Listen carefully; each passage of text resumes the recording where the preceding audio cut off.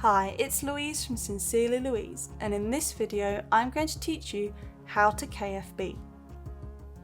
KFB is when you knit into the front and the back of the same stitch, and this increases the stitch from 1 to 2 stitches.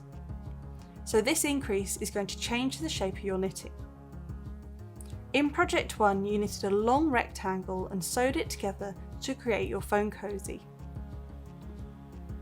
In Project 2, you're going to be creating a piece of knitting that gets wider as you get towards the end of it. Then you're going to sew it up and it will create a tube, and that's how it's going to fit on your coffee cup. In this video, I'm going to be covering KFB and a little bit of pattern reading, so once you've knitted the first 2 rows from Project 2, you'll be joining me at row 3 where you're going to KFB on the first stitch. So you should be joining me on row 3 on page 38 of First Time Knits. And if you're using a row counter, it should be on the end of the empty needle. If you don't have a physical row counter, you can download a row counter app, or you can use the tick-off sheets from the First Time Knits website. Row 3 of the pattern is written like this. You have an asterisk, then it says KFB K9 and then another asterisk, and then it says 3 times. First of all, get ready to work the row as usual. So pop the needle with the stitches on in your left hand and the empty needle in your right. Your first instruction is to KFB on the first stitch.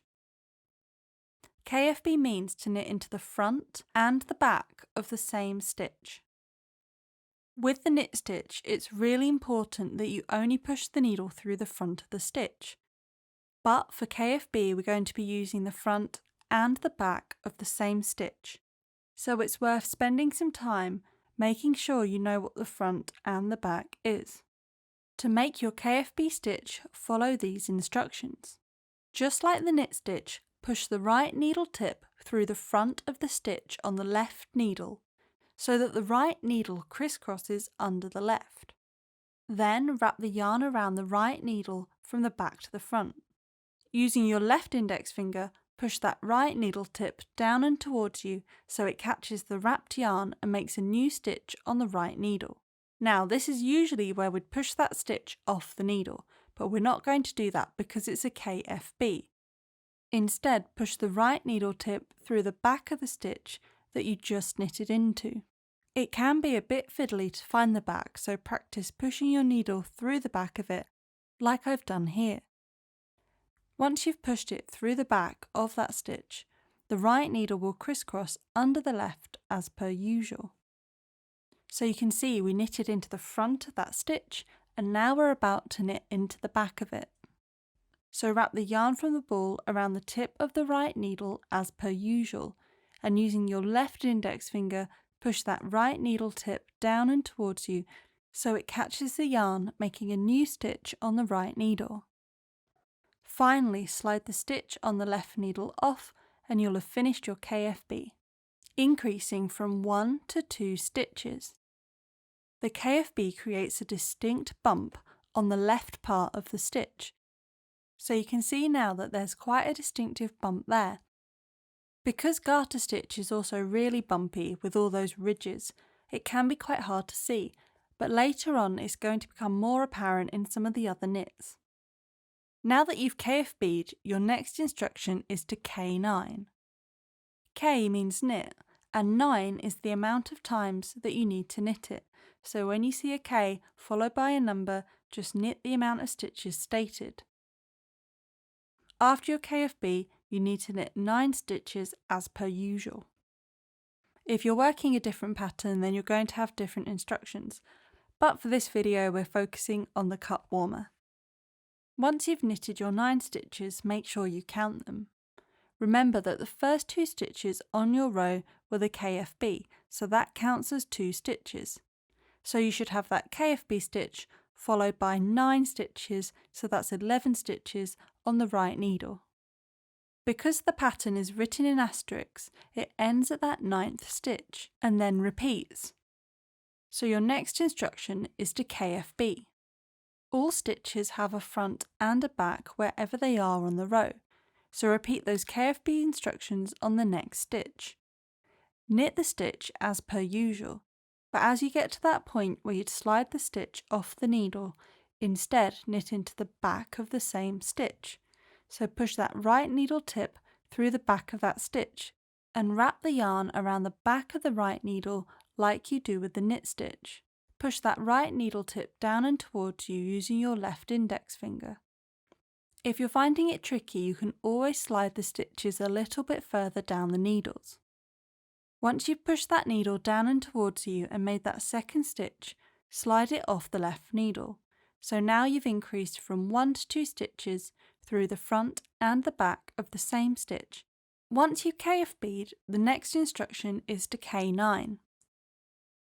So knit 9 stitches on the row as per usual. The pattern is working in a repeat, so remember we've KFB K9 once and this is our second KFB K9. So at the end of this K9 we'll have repeated that instruction twice. Once you've reached the end of the K9, remember to double check your row count to make sure you haven't made a mistake. At this point you should have 22 stitches.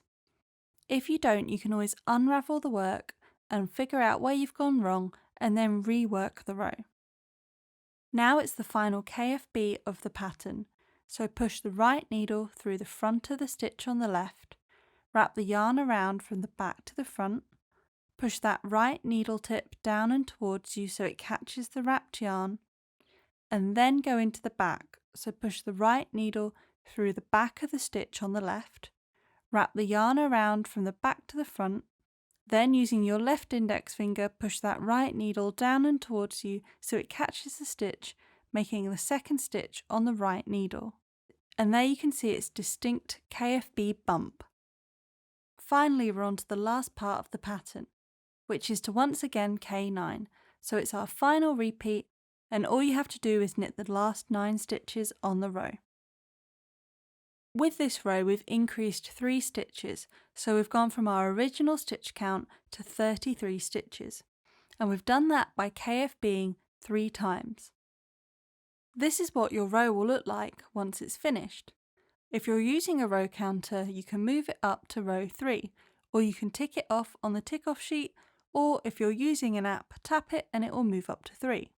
I know that I've just finished an odd row because my needle tip and cast on tail are both on the left. If you look closely at the knitting, you can just about see those KFB stitches. If you can't work out where they are, you can always count the stitches. The first 2 stitches on the needle are your KFB stitch. Then if you count 9 stitches after those, you'll find your next KFB, so you'll see that it's a smooth stitch with a bumpy bit next to it. If you count 9 after it, you'll find the last KFB, and it should have another 9 stitches after it. So in total you'll have 33 stitches. Turn the needle around, ready to work the next row, which is row 4. And you'll know it's an even row because that cast on tail is now on the right side of the piece. Knit every stitch on this row. As you knit them, you will be working over those KFB stitches. You might notice that they feel ever so slightly different when you push the needle in, but just work them as normal. Finish row 4 and then work rows 5 and 6 from the pattern. Remember to keep track of your rows by using a row counter, using the tick-off sheets or an app. I'll meet you back here at row 7, where we'll be doing some more KFB and following the next part of the pattern.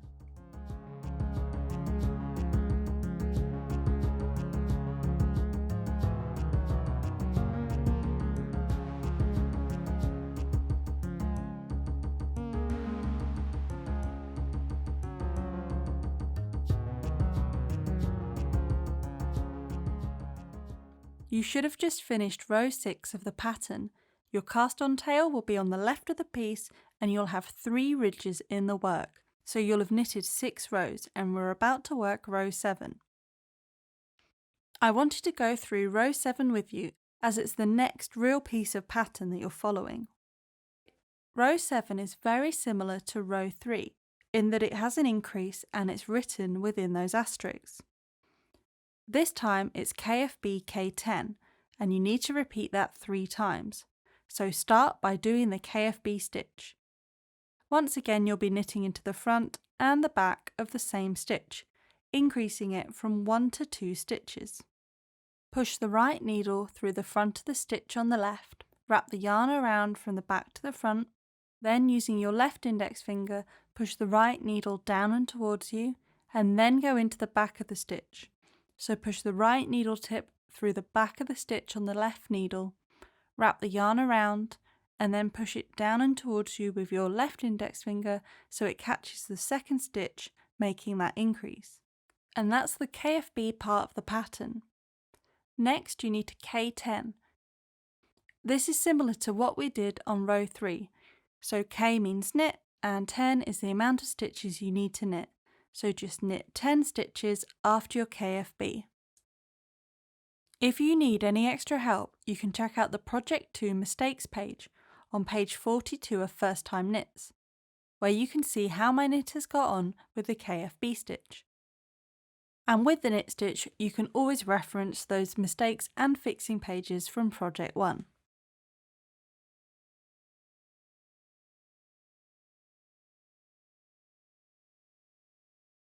Once you've knitted your 10 stitches, make sure you count them to make sure your stitch count is right. Remember that the first 2 stitches on the row were your KFB stitch, so that KFB stitch counts for 2 stitches. After the KFB, count your 10 stitches, and if you've got 10, then you're all good to go to the next part of the pattern. And that's the KFB stitch. So you're repeating that KFB K10 3 times, and this is your second repeat. So KFB the next stitch on the needle, increasing it from 1 to 2 stitches. After you've KFB'd, it says K10, so once again you need to knit the 10 stitches after the KFB. One thing that my beginner Katie learnt was not to put the knitting down in the middle of a row because she lost her place and then wasn't sure what she was doing. My advice is to always finish the row, but sometimes that's not possible, and if you do get lost, you can use this method to help find where you are. All you have to do is break the row down and count it. So this row is KFB K10 3 times. So first of all, count your KFB and then 10 stitches. Then count your next KFB and count the stitches following it. So here I have 5 stitches, so I'm in the middle of my K10. So I've knitted 5 and then I need to knit 5 more before doing my next KFB. Once I've knitted the 10, I like to do a quick count of my stitches to make sure it's all right.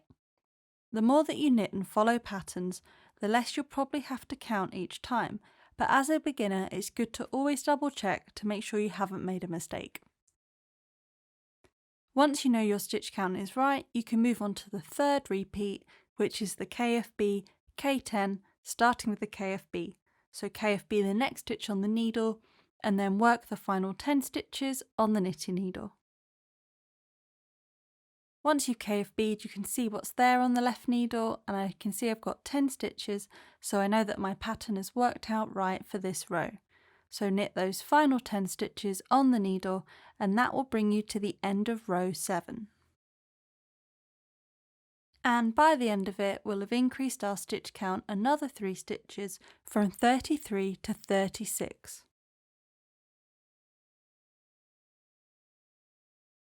Now that you've finished row 7, I feel confident that you can follow the rest of the pattern without my help. So work rows 8, 9 and 10 from the pattern and then work the next increasing row at row 11.